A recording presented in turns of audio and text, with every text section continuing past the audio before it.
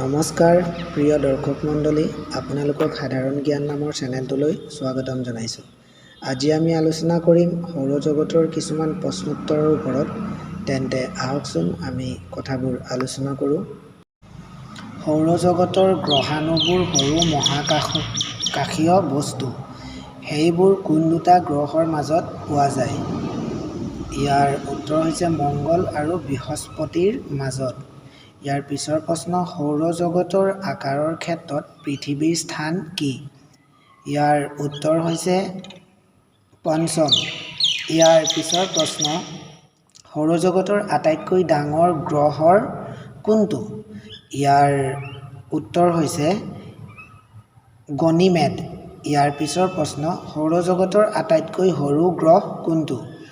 ইয়াৰ উত্তৰ হৈছে ডিমোছ। ইয়াৰ পিছৰ প্ৰশ্ন, সৌৰজগতৰ আটাইতকৈ উজ্জ্বল গ্ৰহ কোনটো? ইয়াৰ উত্তৰ হৈছে শুক্ৰ গ্ৰহ।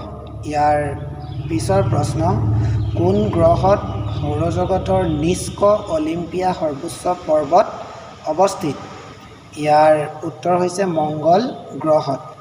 ইয়াৰ পিছৰ প্ৰশ্ন, সৌৰজগতৰ কোনটো গ্ৰহ সূৰ্যৰ আটাইতকৈ ওচৰত? ইয়াৰ উত্তৰ হৈছে বুধ। ইয়াৰ পিছৰ প্ৰশ্ন, সূৰ্যৰ পৰা পৃথিৱীলৈ পোহৰ আহিবলৈ কিমান সময় লাগে? ইয়াৰ উত্তৰ হৈছে 8 মিনিট 30 ছেকেণ্ড। ইয়াৰ পিছৰ প্ৰশ্ন, সূৰ্যৰ পৰা পৃথিৱীৰ অৱস্থান কি? ইয়াৰ উত্তৰ হৈছে তৃতীয়। ইয়াৰ পিছৰ প্ৰশ্ন, সূৰ্যত কোনটো পাৰমাণৱিক ইন্ধন থাকে? ইয়াৰ উত্তৰ হৈছে হাইড্ৰজেন। ইয়াৰ পিছৰ প্ৰশ্ন, সূৰ্যত শক্তি কেনেকৈ উৎপন্ন হয়? ইয়াৰ উত্তৰ হৈছে নিউক্লিয়াৰ ফিউজনৰ দ্বাৰা। ইয়াৰ পিছৰ প্ৰশ্ন, সূৰ্যৰ ৰাসায়নিক মিশ্ৰণত হাইড্ৰজেনৰ শতাংশ কিমান? ইয়াৰ উত্তৰ হৈছে 75%। ইয়াৰ পিছৰ প্ৰশ্ন, আমি দেখা সূৰ্যৰ অংশটোক কি বুলি কোৱা হয়? ইয়াৰ উত্তৰ হৈছে ফটোস্ফেয়াৰ। ইয়াৰ পিছৰ প্ৰশ্ন, সূৰ্য আৰু পৃথিৱীৰ মাজত সৰ্বাধিক দূৰত্ব কেতিয়া হয়?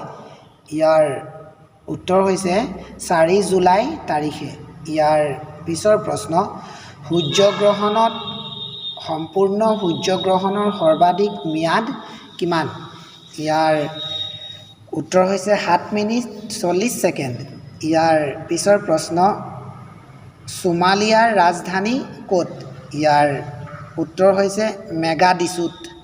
ইয়াৰ পিছৰ প্ৰশ্ন, ছ'ডিয়াম বাইকাৰ্বনেট কি লৱণ? ইয়াৰ উত্তৰ হৈছে এচিডিক লৱণ। ইয়াৰ পিছৰ প্ৰশ্ন, ছ'ডিয়াম ধাতু ক'ত ৰখা হয়? ইয়াৰ উত্তৰ হৈছে কেৰাচিনত।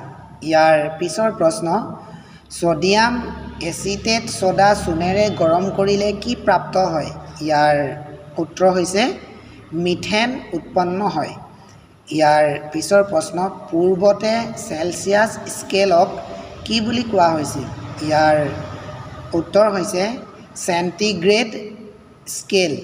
ইয়াৰ পিছৰ প্ৰশ্ন, সংস্কৃতৰ কেন্দ্ৰীয় বিদ্যালয় ক'ত অৱস্থিত? ইয়াৰ উত্তৰ হৈছে তিৰুপতি, অন্ধ্ৰ প্ৰদেশত।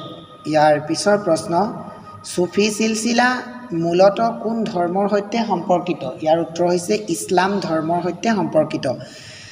কোনটো ৰোগৰ প্ৰতিৰোধ কৰিবলৈ চুৰামাইন নামৰ ঔষধ ব্যৱহাৰ কৰা হয়? ইয়াৰ উত্তৰ হৈছে এইচ ৰোগ। ইয়াৰ পিছৰ প্ৰশ্ন, কোন বছৰত সুভাষ চন্দ্ৰ বসুৱে আজাদ হিন্দ ফৌজৰ কামাণ্ড দখল কৰিছিল? ইয়াৰ উত্তৰ হৈছে 1943 চনত।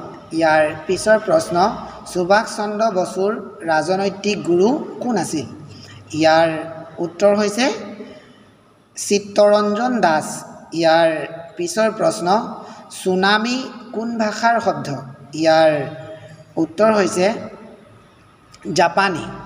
ইয়াৰ পিছৰ প্ৰশ্ন, চিমেণ্ট উৎপাদনত ভাৰতত কোনখন ৰাজ্য প্ৰথম স্থান আছে?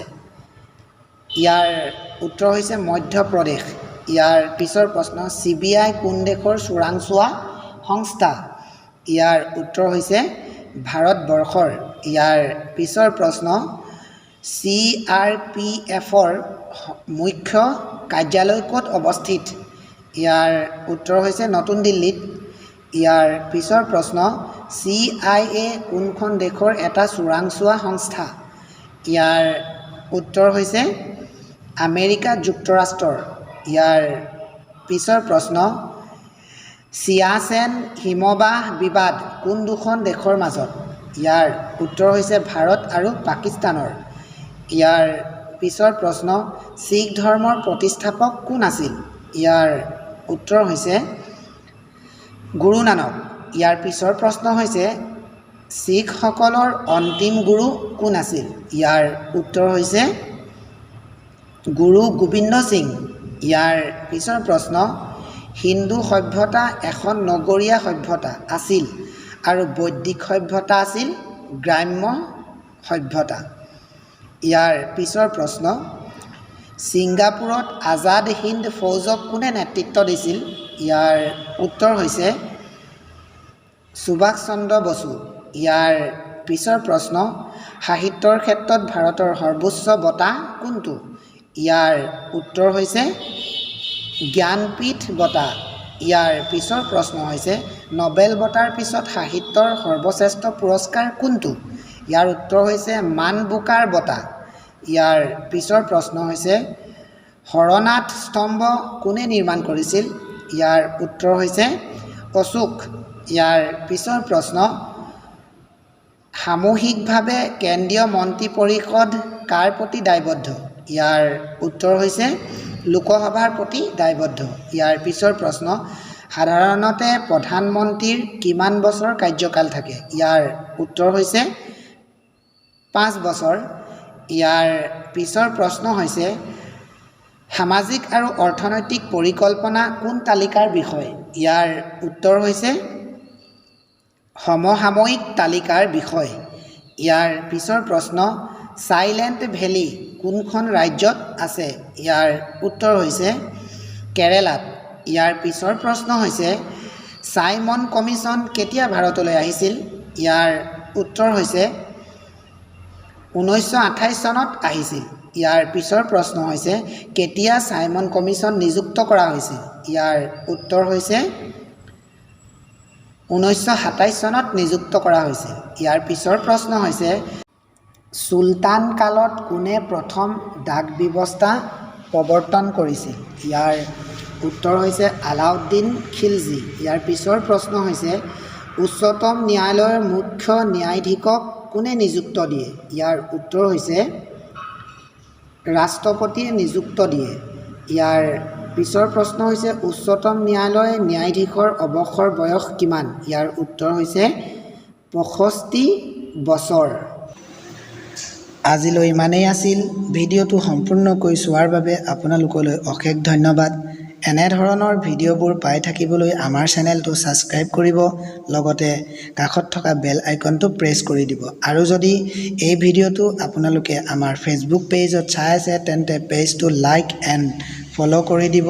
আকৌ লগ পোৱাৰ আশাৰে আপোনালোকৰ পৰা বিদায় বিচাৰিছোঁ। নমস্কাৰ।